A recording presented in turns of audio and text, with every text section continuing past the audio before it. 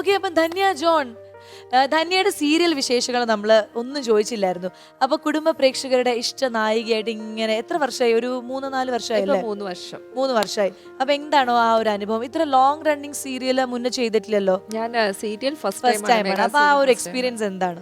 എനിക്ക് തോന്നുന്നത് ഞാൻ സീത ആവുന്നതിന് മുമ്പ് സീതയായ ഒരാളാണ് ഇവിടെ ഇരിക്കുന്നത്. അതെ അതെ, രണ്ട് സീതയാണ്.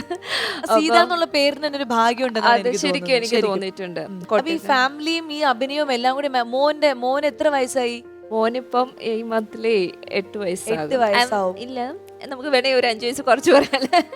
മോന് 8 വയസ്സാകും. അങ്ങനെ എനിക്ക് തോന്നുന്നു മോന് എത്ര 4 വയസ്സ് ആവണേ മുമ്പ് ഞാൻ ഈ വർക്കിലേക്ക് ജോയിൻ ചെയ്തതാണ്. അപ്പൊ മോന്റെ കാര്യങ്ങളൊക്കെ എങ്ങനെ? അച്ഛനും അഭിനയിക്കാൻ പോകുന്നു, അമ്മയും അഭിനയിക്കാൻ പോകുന്നു, എങ്ങനെയാണ് നിങ്ങളുടെ ഫാമിലി മാനേജ് ചെയ്യുന്നത്? എൻ്റെ പേരൻസ് ഒരു പരിധി വരെ നല്ല രീതിയിൽ ഹെൽപ്പ് ചെയ്തു. കാരണം എനിക്കറിയായിരുന്നു ഇപ്പം ഈ ചെറിയ ഇപ്പം 4 വയസ്സെന്നൊക്കെ പറയുന്ന പ്രായത്തിൽ മോനെ വേറൊരാളെ ഏൽപ്പിച്ചിട്ട് പോകാനുള്ള ഒരു അത്രയും കോൺഫിഡൻസ് എനിക്കില്ലായിരുന്നു. അപ്പം ഞാൻ എൻ്റെ പേരൻസിനെ തന്നെ ഡിപ്പെൻഡ് ചെയ്തത്. അപ്പോൾ അവർ നാട്ടിൽ അവരുടെ കൂടെ നിർത്തിയിട്ട് ഞാൻ ഷൂട്ടിന് പോകും. ഒരു 15 ഡേയ്സ് വർക്ക് കഴിയുമ്പോൾ തിരിച്ച് നാട്ടിൽ പോകും. അവരുടെ കൂടെ സ്റ്റേ ഇങ്ങോട്ടേക്ക് കൊണ്ടുവരും. അപ്പം അങ്ങോട്ടും ഇങ്ങോട്ടും ഒരു ഷട്ടിൽ കുറച്ച് വർഷമായിട്ട് എങ്ങനെ പോകുമായിരുന്നു. പിന്നെ കോവിഡ് ആയപ്പോൾ മോനെ ഇങ്ങോട്ട് കൊണ്ടുവന്നു. അപ്പൊ അങ്ങനെയാണ് നിങ്ങളുടെ ഫാമിലി ജീവിതം. അതുപോലെ ജോണിന് ഭയങ്കര ഈ അഡ്വഞ്ചറസ് ആയിട്ടുള്ള കാര്യങ്ങൾ ചെയ്യാനും നൈറ്റ് ഡ്രൈവ്സും അതൊക്കെ ഇഷ്ടമുള്ള ആളാണോ?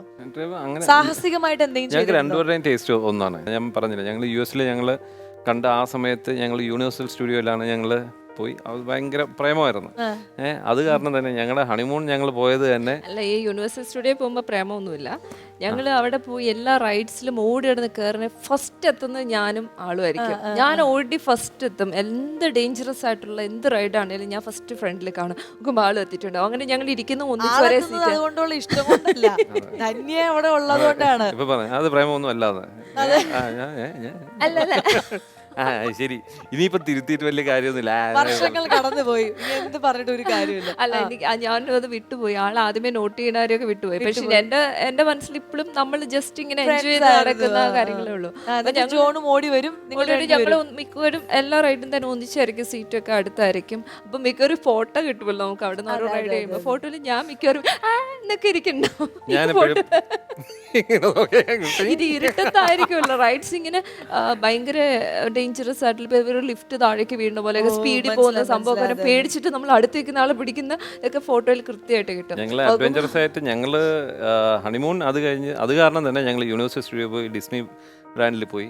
അപ്പോൾ അങ്ങനെയുള്ള സംഗതി. പിന്നെ ഞങ്ങൾ സ്കൈ ഡൈവിങ് ഞങ്ങൾ പ്ലാൻ ചെയ്ത്. അൺഫോർച്ചുനേറ്റ്ലി ഇവളുടെ കാൽ അന്ന് ലിഗമെന്റ് ഒരു പ്രശ്നമായി പോയി. അങ്ങനെ ഇവക്ക് വരാൻ പറ്റില്ല. ഞാൻ ചെയ്ത് ഞാൻ ചെയ്യുമല്ലോ.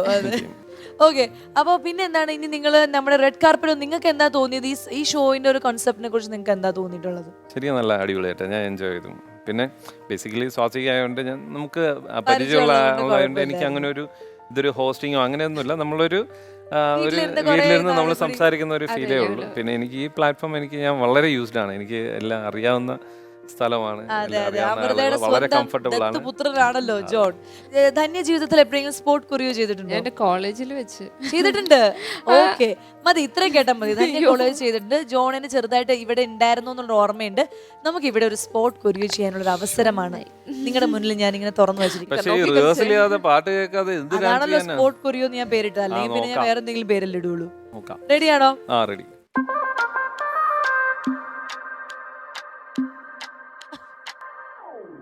मुझे मेरे घर से उठा, हाँ उठा, हाँ उठा उठा ले, कहीं छुपा, हाँ छुपा, हाँ छुपा छुपा दे. छूटे सारे ब्रोस की, अब तो बेबी रोज की, नीड तेरी डोज की पड़ी मुझको.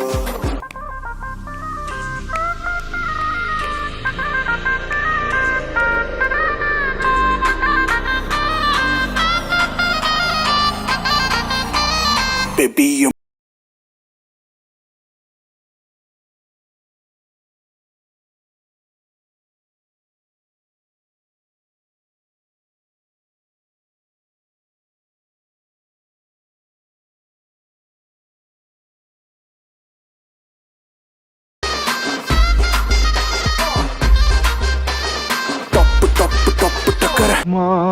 മാനസമൈനി വരൂ മധുരം നുള്ളി തരൂ നിന്നരുമ പൂവായി മാനസമൈനെ വരൂ.